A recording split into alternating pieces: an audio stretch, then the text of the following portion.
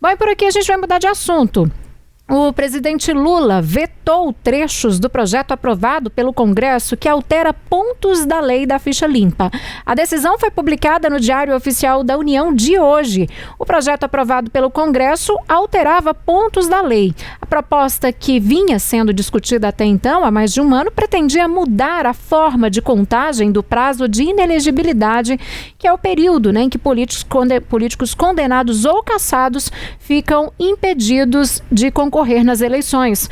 O projeto, aprovado no início de setembro no Senado, estabelecia que o prazo de 8 anos de inelegibilidade passaria a contar a partir da data da cassação do mandato e não após o término dele, como prevê a regra atual. Essa mudança reduziria, portanto, na prática, o tempo de afastamento de políticos da vida pública. No entanto, Lula decidiu vetar essa alteração por considerar que a proposta poderia gerar insegurança jurídica e ferir princípios de isonomia. Isso porque também previa a aplicação retroativa para casos que já foram julgados. A discussão sobre a ficha limpa voltou, portanto, à pauta política com força total neste ano, pois o texto poderia impactar nomes influentes, como é o caso dos ex-governadores, José Roberto Arruda, do PL, no Distrito Federal, Antony Garotinho também no Rio de Janeiro. Bom, e o veto presidencial também ainda precisa ser analisado pelo Congresso Nacional, que vai ter a prerrogativa de manter ou derrubar essa decisão. Caso os parlamentares optem por derrubar esse veto, o projeto, portanto, passa a valer. Entre os pontos do projeto estava também a tentativa de unificar os prazos de inelegibilidade para evitar acúmulo de penalidades. A ideia era estabelecer um teto de até 12 anos, mesmo que houvesse aí mais de uma condenação. Esse ponto buscava uniformizar o entendimento da Justiça Eleitoral e evitar punições desproporcionais em casos de muitas condenações. Até a decisão do Congresso permanece em vigor até então, portanto, a regra atual, que impede candidatos cassados de disputar eleições por até 11 anos, considerando o tempo restante de mandato somado a 8 anos de inelegibilidade. É isso mesmo, Lulandinho? Portanto, vale o que no momento vale essa regra. Exatamente, Círia, agora vale a decisão do presidente Lula, a decisão que foi assinada pelo presidente Lula. Você já explicou um pouco, mas para a gente detalhar um pouco mais para quem nos acompanha como que funciona esse processo, Um veto presidencial, ele não é a palavra final sobre um assunto. Como que acontece? Um projeto de lei, no caso, ele precisa de aprovação do Congresso Nacional, tanto da Câmara dos Deputados quanto do Senado, para que ele seja encaminhado, então, à sanção presidencial, que é uma assinatura do presidente em vigor. Hoje a gente fala do presidente Lula. Quando um projeto sai do Congresso após a aprovação, o Palácio do Planalto tem até 15 dias úteis para que o presidente se manifeste sobre aquele assunto. E aí o presidente tem 2 caminhos. Ou ele sanciona aquele projeto de lei, colocando então os termos daquele texto em vigor, em aplicação em termos nacionais, em todo o país, ou ele veta. E esse veto, ele pode atingir tanto uma decisão sobre todo o texto, um veto total, ou um veto parcial sobre alguns trechos. E, como a gente falou, se o presidente sanciona, entra em vigor, e se ele veta essa decisão, então esse veto vai para o Congresso Nacional. Aí é preciso que seja convocada uma sessão conjunta entre deputados e senadores para que haja a análise desses vetos e ganha, então, a posição majoritária das duas casas, tanto da Câmara dos Deputados quanto do Senado. Não há prazo, Círia, para que a análise de um veto ocorra. Há vetos hoje, por exemplo, ali na lista, pendentes de 2022. E a gente lembra que 2022 era outro governo, Era o governo do ex-presidente Jair Bolsonaro. Essas sessões do Congresso Nacional convocadas para análise de vetos, elas não são sessões rotineiras. São sessões que acontecem poucas vezes ao ano, aí bem espaçadas, com intervalos de meses. O que a gente vê também, de forma mais comum, é a formação de acordo para análise de alguns os vetos. Isso acontece, no caso, para vetos que reúnem maior consenso. Não é o caso de todos, né? A gente vê bastante divergência em decisões do presidente da República sobre esses projetos de lei que passam ali pelo Congresso Nacional, justamente pelo entendimento de que passou pelo parlamento, né? Então, como lidar com esse assunto agora? Mas também existe essa prerrogativa, claro, do presidente em vigor de se manifestar sobre esse assunto que saiu ali do Congresso Nacional. Ou seja, é um processo longo e que a gente ainda não tem nenhuma previsão de análise desse veto específico que pega ali essa questão, esse texto, né, da lei da ficha limpa. Síria. Tá certo, Lu. Bom, e os deputados se reuniram hoje na Câmara para decidir sobre requerimentos de urgência para projetos de lei voltados à área de segurança pública. O presidente da Casa, Hugo Mota, do Republicanos, ele incluiu essas propostas na pauta de votações, né? A ideia dele, portanto, era incluir nas votações dos próximos dias. Segundo Mota, os requerimentos em análise têm o consenso de 27 secretários estaduais de segurança do país. Os projetos que devem ir à votação tratam, portanto, do combate ao crime organizado, o rigor também das punições e o reforço do financiamento do setor. As propostas variam desde a redistribuição de bens apreendidos do tráfico para fundos estaduais, passando também pelo aumento da cooperação entre forças políticas até o aumento de penas para crimes cometidos contra agentes. A ofensiva em torno da segurança pública ocorre após uma semana de desgaste, né, para a Câmara dos Deputados. O episódio mais recente foi a derrota da PEC da blindagem no Senado, que frustrou aí o Centrão e expôs divisões entre as duas casas legislativas, portanto. Além disso, a Câmara enfrentou também um impasse ao aprovar o regime de urgência para o projeto de anistia aos condenados pelos atos de 8 de janeiro, né? A decisão, na verdade, acelerou aí a tramitação da proposta. E quem tem mais informações para a gente, direto de Brasília, é o repórter Gabriel Ferreira Borges. Gabriel, boa noite para você.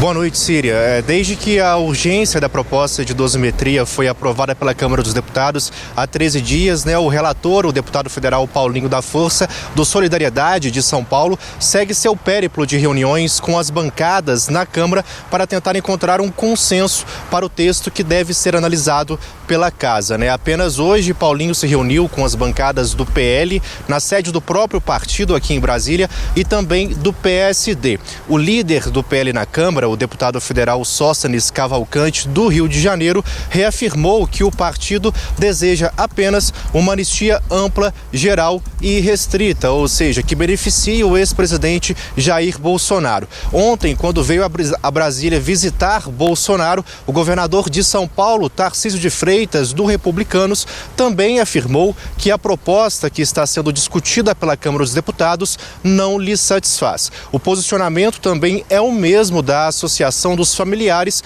e Vítimas do 8 de janeiro. A entidade representa aqueles que foram condenados pelos ataques aos edifícios sede dos três poderes há cerca de 2 anos aqui em Brasília. Inclusive, Paulinho deve se reunir com representantes da associação nesta quarta-feira, né, amanhã, dia 1º de outubro, quando também deve se encontrar com o ex-ministro e braço direito do presidente Luiz Inácio Lula da Silva, José Dirceu. Os planos de Paulinho continuam os mesmos, ou seja, apresentar um texto que faça com que o regime daqueles que foram condenados pelos ataques aos três poderes aqui em 2023 avance para o aberto e que eles cumpram o restante das penas, convertam, na verdade, o restante das penas em trabalho voluntário, em trabalho comunitário.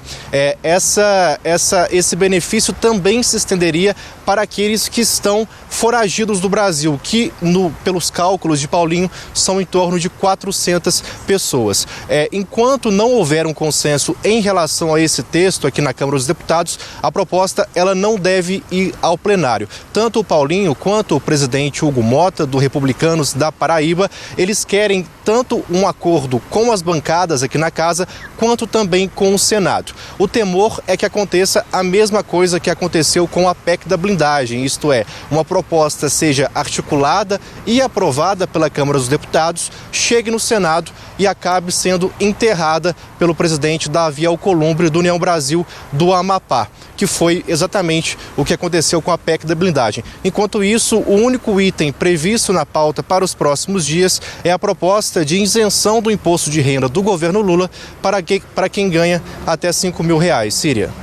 Tá certo, Gabriel, muito obrigada pela sua participação, trazendo um pouco do que foi aí os trabalhos nessa tarde e da expectativa da agenda da Câmara, né, para os próximos dias. E o Supremo Tribunal Federal firmou maioria para manter número de deputados nas eleições de 2026. O ministro do Supremo, Luiz Fux, deferiu o pedido do presidente do Congresso Nacional, Davi Alcolumbre, para que a Corte, portanto, mantenha nas eleições de 2026 o mesmo número de deputados federais por estado que vigorou nas eleições de 2022. O pedido de Davi foi encaminhado pela Advocacia do Senado e no documento o presidente do Congresso solicitou que a alteração nas bancadas estaduais da Câmara ou qualquer normatização que possa vir do Tribunal Superior Eleitoral se apliquem só a partir das eleições, portanto, de 2030. A manifestação faz referência a projeto de lei complementar aprovado pelo Congresso em junho, que aumentava, de 513 para 531 o número de deputados federais. O projeto foi vetado pelo presidente Lula. No entanto, havia sido aprovado pelas duas casas legislativas em resposta à exigência do STF para a redistribuição de vagas na Câmara dos Deputados. A decisão da Corte, portanto, foi motivada por uma ação do governo do Pará, que apontou omissão do Legislativo em redistribuir o número de deputados de acordo com a mudança populacional atualizada pelo Censo Demográfico a cada 10 anos. O Pará, que teve aumento no número de habitantes, argumentou que teria direito a mais 4 deputados desde 2010. O STF, então, determinou que o Congresso votasse uma lei para redistribuir essa representação de deputados federais em relação à proporção da população brasileira. No entanto, para que não houvesse redução nas bancadas de alguns estados, os parlamentares aprovaram aumento de vagas para aqueles que tiveram crescimento populacional, o que acabou vetado, como eu disse, pelo presidente Lula. E no pedido, Davi Alcolumbre argumentou que o processo legislativo sobre o tema ainda não foi finalizado, já que o veto está pendente em análise. A análise ocorre em plenário virtual, começou hoje e segue até amanhã, Luciane Landim, até essa quarta-feira. Exatamente, Síria. É uma análise do STF em mais um caso que a gente falou agora há pouco, que a gente explicou sobre vetos presidenciais. Esse aumento no número de vagas na Câmara dos Deputados está sob veto do presidente Lula e esse veto ainda não foi analisado pelo Congresso Nacional. Mas para a gente também voltar um pouquinho nesse assunto, você também já explicou, mas para a gente detalhar um pouco mais aqui, essa redistribuição das 513 vagas que a Câmara dos Deputados tem hoje foi feita pelo Supremo Tribunal Federal com base em uma ação do governo do Pará, justamente para atualização ali com base no censo de 2022, As cadeiras na Câmara dos Deputados, elas são distribuídas representando os estados, cada unidade da federação. Então a gente tem a Casa do Povo, Então a gente tem aí na teoria cadeiras que representam ali a população daqueles estados. E a decisão da Justiça foi justamente de que ainda no primeiro semestre, até o final de junho ali desse ano, o Congresso Nacional atualizasse